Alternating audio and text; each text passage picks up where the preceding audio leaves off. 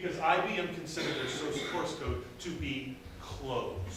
So therefore, at MIT, at the time when Stallman was working there, the benefits were not given to them as freely as they needed because they couldn't make that thing work for them in the context where we were. We know this is simple. Y'all are in Albany Presbytery. I'm in the Presbytery of Heartland, Kansas City, basically. The gospel looks different in Heartland than it does in Albany. Right? Now, it's the same, don't get me wrong, but it looks different. I talk about it differently. I reflect on it differently. It's fun for me to really talk to my friends in big urban areas about the way that they preach the 23rd Psalm. The Lord is my shepherd. How many people in their congregation have ever met a shepherd? Right? However, when I'm out in the plains and the hills of Kansas, yes, we do have hills in Kansas. When I'm out in the plains and hills of Kansas, and I see cattle dotting, it's easy to say, the Lord is my shepherd, I shall not want. He leads me beside still waters. He takes me to green pastures. I get that. We get that intuitively out in Kansas. But if you got an artist who has always been born in, let's just say New York City because it's near, always been born in New York City, are they really going to get it in the same way? I don't think so. So, a person who is teaching that passage of Scripture has to feel free to contextualize that passage of Scripture in order to make sure people that she or he are talking to get it. Do you know why we worship at 11 o'clock in the morning? Because that's the way we've all done it.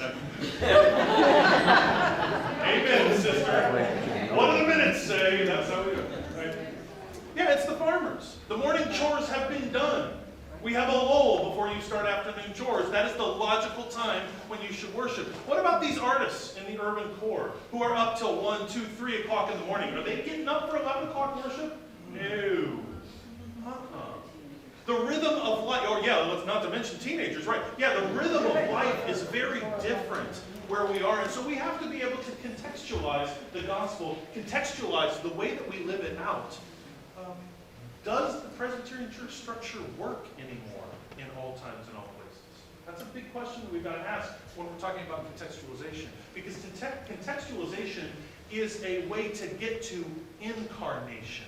Remember, God with us, Emmanuel, God come to be with us. We want God to be present to a community in the most real and the most immediate way. You've got this. Let's move on.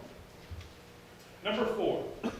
Thou shalt respect the integrity of the work and person of Jesus Christ. Thou shalt respect the integrity of the work and person of Jesus Christ. There were a lot of software developers who were very, very nervous about this whole open source thing.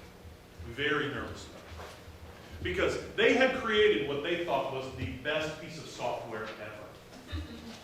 And in some cases, maybe it was. But what they were worried about is that if you gave people access to the source code and allowed them to edit it, somebody was going to screw up their piece of software. Amen? Right?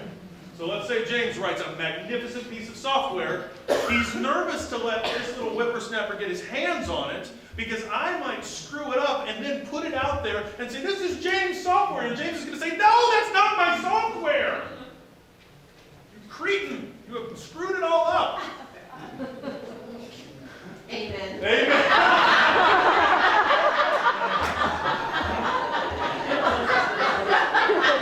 You are my kind of people.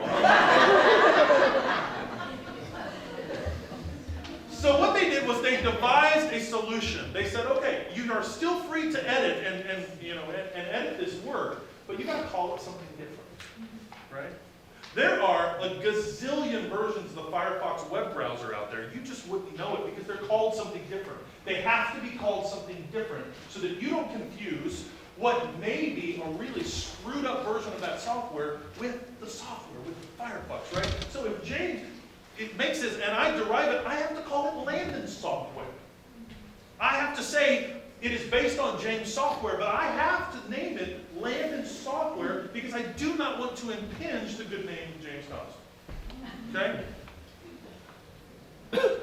How many of us really, really know what Jesus was doing?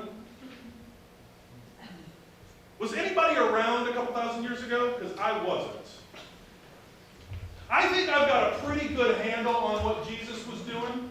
I think I'm a smart man. I think I know what Jesus was up to. However, I am never going to claim to possess the original, the sole, or the correct understanding of what Jesus was doing. I will not do it. Because I can't prove it to you.